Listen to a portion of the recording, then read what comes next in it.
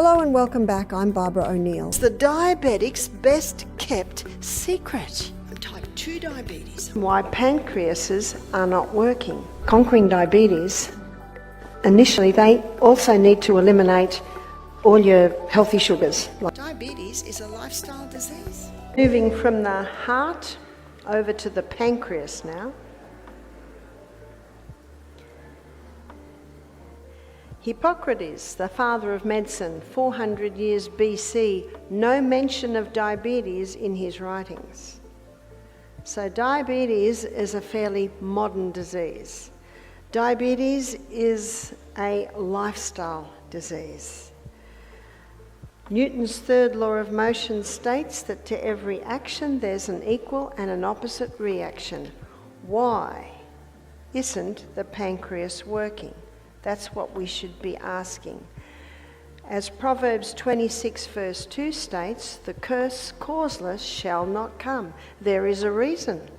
There is a reason why pancreases are not working. Now the pancreas, one of its main roles is to release two hormones. One is insulin, that gets the blood sugar down. The other hormone is glucagon, and that gets the blood sugar level up. Now the meal that you had tonight, because it's high in fibre, I think everything had fibre, generous proteins, there's your legumes and some great fats, it gives a slow, sure, steady release of glucose, of nutrients. And that allows the pancreas to just release the insulin as it's needed. That's what our pancreas wants, and every cell in our body wants that. Today's population, however, eats a diet high in carbohydrates, which releases a lot of glucose into the blood, especially refined sugar. Refined grains, incidentally, have blood sugar levels that are nearly as high as sugar, but one grain actually raises blood sugar levels above refined sugar, which is surprising. And what is the grain that accomplishes that? One grain is the main ingredient of pizza, bread, cereal, pasta, cakes, and so forth. That one grain, what is it? It's made of wheat. In the 1950s, however, wheat underwent extensive crossbreeding in an attempt to produce a plant with a high grain yield, which would help alleviate the starvation crisis in Mexico, India, and Africa. Dr. Norman Bullag eventually won a Nobel Prize for his hybridized wheat. Wheat used to grow so high, so at first the stalk snapped before the grain was fully ripe. Do you still recall that? A wheat farmer, 25 years old, visited our retreat. Such a notion had never occurred to him. They went back to the drawing board and created a wheat that only grows this height, since he was unaware that wheat used to grow so high. We're driving along, and it seems like a month ago that I was in Holland. It's incredibly flat, and I observed vast stretches of grass that looked like sand. What is it? I asked. It's present everywhere. It is wheat, they declared. Only that high was it. Some wheats are generating 8 to 10 times the grain that they once produced. Therefore, it simply had to be that height with a stout stem. The wheat began to spread over the world in the 1970s. By the 1990s, this hybridized wheat was used to make all breads, cereals, pastas, cakes, and pizzas. Without any safety studies, it was hastily completed. They believed that doing safety research on wheat was not necessary.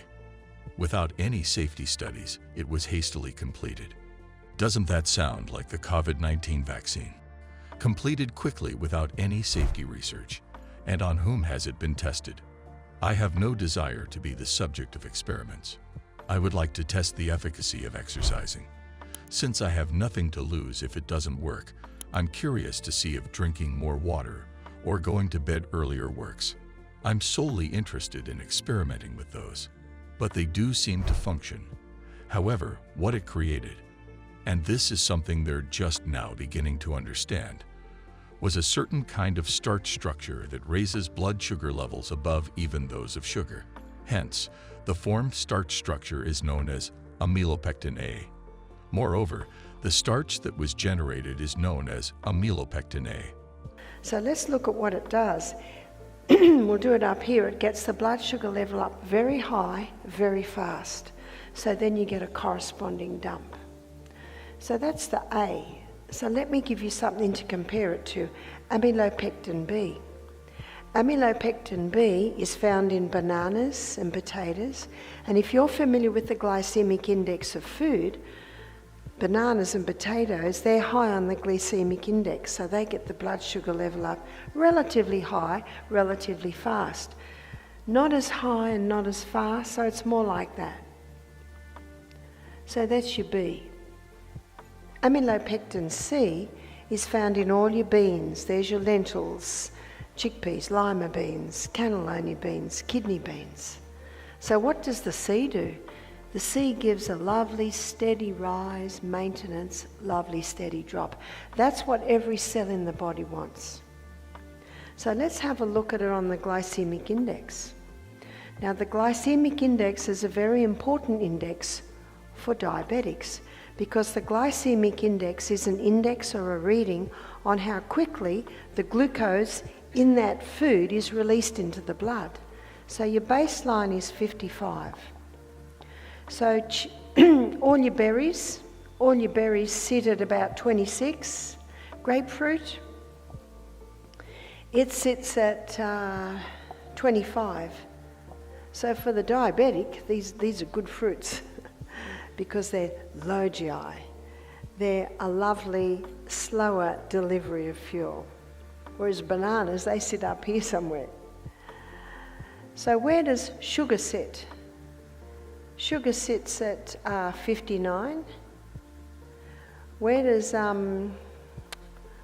white bread, white pasta, white cereal, it sits at 69 because of the amylopectin starch in it. What about whole wheat?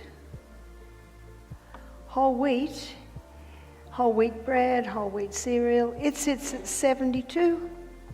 How could that be? Well, because the whole wheat isn't refined, it's got more amylopectin A in it. And it's the amylopectin A that gets the blood sugar level up. Now, absolutely, whole wheat bread is superior to white because it's got fibre, it's got your B vitamins. But in regard to the diabetic, who's watching their blood glucose levels, they need to eliminate wheat, totally. I had one lady start to cry when she saw this. I said, "Why are you crying?" She said, "I'm a diabetic, I'm type 2 diabetic." I was diagnosed 2 years ago, she remarked. I follow all of their instructions. I consume wholemeal cereal, wholemeal pasta, and bread. She continued, I visit the doctor every 6 months, and he increases my insulin. I'm not like the lady down the road, she remarked. She only consumes cakes and candy. I don't, however, do that. I'm crying because I've been so frustrated and I don't know what to do, she added. Why then aren't nutritionists informed about this? How much wheat is grown in America? Plenty of it. How much wheat is grown in Australia? A great deal. So the industry is large. Thus, changing it is not an easy task. Furthermore, farmers adore hybridized wheat. They must settle their debts. 10 times as much grain on an acre equals 10 times as much money on an acre. You can now view the issue. That's why the prevalence of diabetes has soared. Not all of it is the sugar, it's the wheat, too. What then do we do to defeat diabetes? Choose foods with a low glycemic index if you want to beat diabetes. It's not simple. It's really not that hard. I meant to say that obtaining a glycemic index is not difficult. You can look it up on Google. It just comes down to eating berries for breakfast rather than bananas. It's as easy as substituting the sweet potato for potatoes, consuming entire grains and removing wheat. Having your whole grains, eliminating the wheat. Low GI foods. Number 2, daily legumes. I met a man He was a scientist. He was 69. He came to our retreat. He said, when I was 42, I was told I had pre-diabetes and to eat legumes every day. He said, I eat legumes every day and I never got diabetes. Because the beans give that lovely, sure, steady delivery of fuel. But how do we stop them causing bloating or wind? You soak them overnight. And then you rinse them very well. And then you bring them to the boil. Have you seen all the froth that comes on? You know what that is? Wind. You got to rinse it away. What I do is when my beans are 3/4 cooked, I rinse them again. And then I put my beans into a delicious sauce. And then you will not have that problem. They'll be a lot easier to digest. When I first married my husband 24 years ago, he could handle lima beans, he could handle red lentils, he could not handle brown lentils, and he could not handle kidney beans. So what I did is at the meal I'd give him a teaspoon. That didn't cause a problem. A few days later, 2 teaspoons. Within a couple of weeks, 3 teaspoons. He can now handle them all. So sometimes if there are some you can't handle and they're even well soaked and rinsed, just start slowly and introduce yourself to them. As we looked at when we looked at the liver, the legumes are only 1/3 the carbohydrate that you will find in your grains. Number 3, there are some things that must stop. What must stop is wheat. What must stop is refined sugar. Now, if someone's looking at conquering diabetes, initially they also need to eliminate all your healthy sugars, like your palm sugar, your maple syrup and honey. So they need to be stopped until the pancreas is starting to recover. And it can recover. Dan, a young man, participated in our program. He had type 1 diabetes. At the age of 15, he developed diabetes following a rigorous course of antibiotics. He is currently 19 years old. "My pancreatic is dead," my specialist remarked to him. "Is it gangrene?" I asked. "What's deceased?" "Your pancreas is still alive if blood is still flowing through it," I told you. The blood contains the life of the flesh. So he started doing this. Eliminating wheat, caffeine, processed sugar, and caffeine is another issue. It is necessary to avoid caffeine as it has the potential to trigger an insulin response. Upon arriving at our retreat, he solely consumed low glycemic items. Every meal he ate included beans. He began to hydrate himself by drinking more water. He discovered that whenever he felt his blood sugar dropping in between meals, drinking a glass of water with a small amount of salt would help him stay up. For diabetics, I do not recommend eating every 2 hours, as this can seriously interfere with digestion.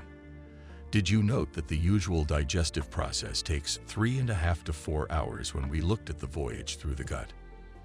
Therefore, you must forego the interval in between meals. If you consume food, which Dan did, high fiber food is something we just looked at. Recall the function of fiber. The glucose is released gradually. Legumes, nuts, and seeds are good sources of abundant proteins. Since they're all low in carbohydrates, your pancreas won't be overworked. Not to mention the good fats. Earlier in the week, we also examined fats that kill and heal. Your changed fats are the killer fats. There are your deep-fried foods, your margarines, and those modified or transformed fats. Alternatively, the fats that are harmful are your highly heated polyunsaturated fats. These 3 items are the ones that prolong the duration of meals in the stomach. They are the ones who supply fuel in a continuous, reliable manner. Dan also started exercising, and he used high-intensity interval training as his exercise regimen. He would so put on his joggers every morning and run up and down the hills. He spent 4 weeks with us after that. He spent 2 weeks in the garden and 2 weeks in the program. At the conclusion of the 3rd week, he approached me and said, "I have something to tell you." The first week, if I got a blood sugar level low in the middle of the night, I had some candies in my bag, I'd just take a candy. He said it'd get the blood sugar level up, but he said I'd get a terrible headache. But it got my blood sugar level up. He said the second week, I was feeling a bit guilty that I shouldn't be doing that. So he said, if I got a blood sugar level low in the middle of the night, I'd eat an apple. It takes a long time to eat an apple in the middle of the night, doesn't it? The 3rd week, he did something else. He said the 3rd week, if he got a blood sugar level low, he'd jump on the floor and do 30 push-ups. So what's he doing there? Do you remember in our last presentation looking at the heart, about the stores that we have in the cell? Remember the 20-step pathway that gives us 2 units of energy?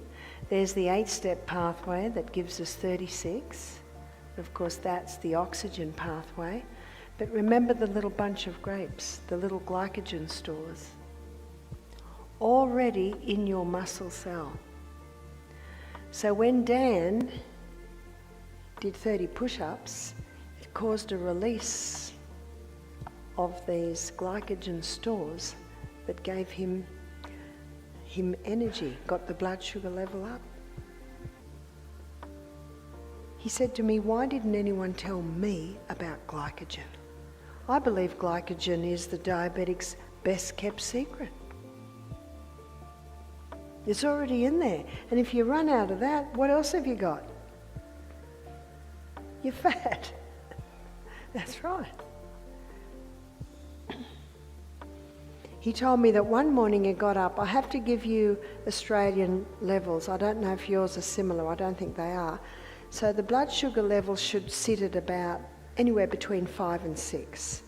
So he got up one morning and his blood glucose levels were 3. So what he did was he had the salt, water, got dressed, had another salt, more water, went for a run, came back, tested his blood glucose levels, they were 9. And he'd had nothing to eat. Where did that come from? Came from the stores, the glycogen stores and the fat stores. If you're running out of glycogen, it's an amazing process. In order for the cell to absorb more glucose, more insulin receptor sites grow on the membrane surrounding it. That really is amazing, isn't it? Insulin resistance is now typically the first sign of diabetes in people. There's a term for it, insulin resistance. When someone has insulin resistance, their blood glucose levels rise, their pancreas screams, and they eat a lot of wheat and other high carbohydrate foods. You see, high insulin is required for high glucose. So, the pancreas yells for more insulin, faster and more when blood glucose levels are high. As a result, it releases an excessive amount of insulin. What takes place next? Too low. Thus, the brain commands the pancreas to cease producing insulin and start producing glucagon. However, what else does the individual do down there? Possesses candy, has a Coke, has a cup of coffee with 3 tablespoons of sugar, not 1 cup. How does that work? Whoa, it's up once more. Too high now. Cut off the glucagon and let the insulin flow. Oh God, please stop. Do you see what's going on? Simply put, the pancreas is becoming old. Animal abuse, pancreatic abuse, and child abuse are all things I oppose. However, for many, that would be like to kicking a dog repeatedly without realizing the harm being done to it. As the pancreas is invisible to the naked eye, the situation is actually less apparent. We have no idea what's happening inside, and a lot of people are unaware of it. Like the woman who started crying, she had no idea that the wheat had been altered. She was unaware that it produced the starch structure that raises it even further. But we were always told whole wheat bread is extremely delicious bread. A woman said, "It is possible to obtain non-hybrid wheat. You have your Kemet, your Spelt, and your Incan Orns. We refer to them as ancient grains. My son obtained a job when he was, I believe, 14 years old. To go to a little Italian fruit and vegetable store, he had to ride his bike 5 kilometers. To a little Italian fruit and vegetable shop. In Australia, we have little fruit and vegetable shops. That's all they sell. So in all the little towns, you'll have a butcher shop, you'll have a baker shop, you have a fruit and veggie shop. And it was run by Italian family. There was Mama was about late 60s. There was Daughter was early 40s. And Mama would say to Peter, "Peter, get that broccoli, put it out the front." So Peter would carry it out the front and he'd meet Daughter. And the daughter would say, "Peter, what are you doing with that broccoli? Now get it back there." And if Peter tried to speak, he'd got into trouble because he's back answering, so he'd turn around and then he'd meet Mama. "Peter, what are you doing that broccoli? I told you to get it." And Peter would turn around and hopefully eventually they'd meet. Peter would come home every day and he'd have a backpack full of rock melons or things that they were going to throw out. He'd come in and say, "Mum, I got some good fruit today." After about 2 weeks, he said, "Mum, can I get another job?" It wasn't the 5 kilometres cycling, it wasn't the backpack full of goodies. It was these women, and isn't that what people are doing to their pancreas? Get it up, no, get it down, no, get it up, no, it just wears them out. And that's when insulin resistance happens. Insulin resistance is when so much glucose is coming in that these insulin receptor sites basically say, "I'm sick of the sight of you. I don't want to even see you anymore." So what happens is the blood glucose levels remain high because it can't get into the cell because of insulin resistance, and the brain sees all the glucose in the blood and starts screaming at the pancreas, "More insulin, more." Can you see what's happening? And the insulin just can't do it anymore. So it stops. Sometimes something can damage the beta cells in the pancreas, like Dan, when he had the strong course of antibiotics, it had damaged the pancreatic cells. So let me finish the story of Dan. So by the end of the 3rd week, Dan's insulin has gone from 90 units a day down to 10 units a day. Type 1 diabetic, 3 weeks. Why was he getting blood sugar level lows in the middle of the night? He was on too much insulin. I always give it to them since they check their blood sugar and make the necessary adjustments. What had his expert informed him? He had a dead pancreatic. He began experiencing low blood sugar levels, which indicated that his pancreas was beginning to function and that he was using too much insulin. As a result, he gradually reduced his insulin dosage until, after 3 weeks, he was only taking 10 units per day. That really is amazing. He worked hard. He refused to even touch fruit. "I want to win this thing," he declared. He's just 19, a very content young guy. He returned home. He has type 1 diabetes as well. In a wheelchair, they wheeled him in. His grown lymph nodes had recently been removed in an attempt to diagnose him with diabetes. That's not exactly clear to me. However, because his lymph nodes had disappeared, his legs had swelled when he was up in the plane on the flight from Florida to us. He was in a wheelchair because of this. He doesn't typically use a wheelchair. "The physicians told me last month that there was nothing more they could do for me," he added. He took medication. His daily insulin dosage was 90 units. That's acting, both short and long. He was on blood thinners, blood pressure, and cholesterol medications. "I won't be able to work out with the other guests," he remarked. "Observe my legs." "Indeed," I replied. "However, I instructed you to simply go like this on the trampoline every hour while using a tiny micro rebounder, since lymphatic fluid is present in that fluid. Additionally, it immediately activates your lymphatic system when you are feeling better." I said, "Just 1 minute like that every hour. All you have to do is that." And to massage those feet, I want you to stroll on the grass in your bare feet. I stated, I want you to walk the legs with the other guests. The legs have shrunk by half in just a day. He spent the full 2 days juicing. The levels of blood glucose were beginning to decline. At the end of 2 weeks, now he was diligent in this to the point where he'd sit next to me and say, am I right? Have I got the right amount of fruit on this plate? He said to me, anything you tell me to do, I will do. So at the end of 2 weeks, he was down to 10 units of insulin a day. That's from 90 units of insulin type 1 diabetic. Implementing this, he emailed me 3 months later, off all medication, everything. And he said, and I've lost a lot of weight. I'm trying to think of it. I think it was about 40 pounds that he'd lost in those 3 months. When he got home, his 42-year-old wife said, this is your baby. I'm not interested. I like my champagne, croissants, and coffee. He said, okay. Now after 3 months, she's looking at her husband. He's lost all his weight. He is looking good. He's feeling fantastic. He's not the grumpy husband he used to be. See, when blood sugar levels drop down, that's when diabetics feel bad, feel impatient. His blood glucose levels were steady. Everything. And he said, and I've lost a lot of weight. I'm trying to think of it. I think it was about 40 pounds that he'd lost in those 3 months. When he got home, his 42-year-old wife said, this is your baby, I'm not interested. I like my champagne, croissants, and coffee.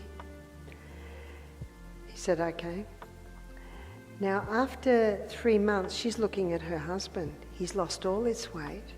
He is looking good. He's feeling fantastic. He's not the grumpy husband he used to be. See, when blood sugar levels drop down, that's when diabetics feel bad, feel impatient. His blood glucose levels were steady. I said, tell me what you're doing. Tell me your exercise. He said, I cycle 6 miles a day, I swim 30 laps a day, and I rebound 3 times a day. What are you prepared to put into this? This man was prepared to put this into it, and the results were incredible. Remember what his doctors had just told him? They basically sent him home to die, saying, we can do no more for you. He was a wealthy man, and he had the best specialists. He told me that he'd spent $1 million on his health in the last 10 years. And he met a little lady at the swimming pool one day, and they got talking, and she said, I think I know someone that can help you. And he came to our retreat. Anyway, the next email I got, he said, my wife's interested. She stopped her coffee, she stopped her croissants, and she's so happy because she has lost 15 pounds and she's been wanting to lose weight. Why was she interested? Her husband didn't beat her over the head with everything, she just watched. She just watched. In fact, you know what they did after 6 months? They were remarried. He said, I just feel like my wife's got a new man, and she said, I have. And so they rededicated their life to each other. Just an incredible story. Every single case is different because there can be different factors that come together in every case. And I think Bobby's case is very interesting because his case would be considered quite extreme.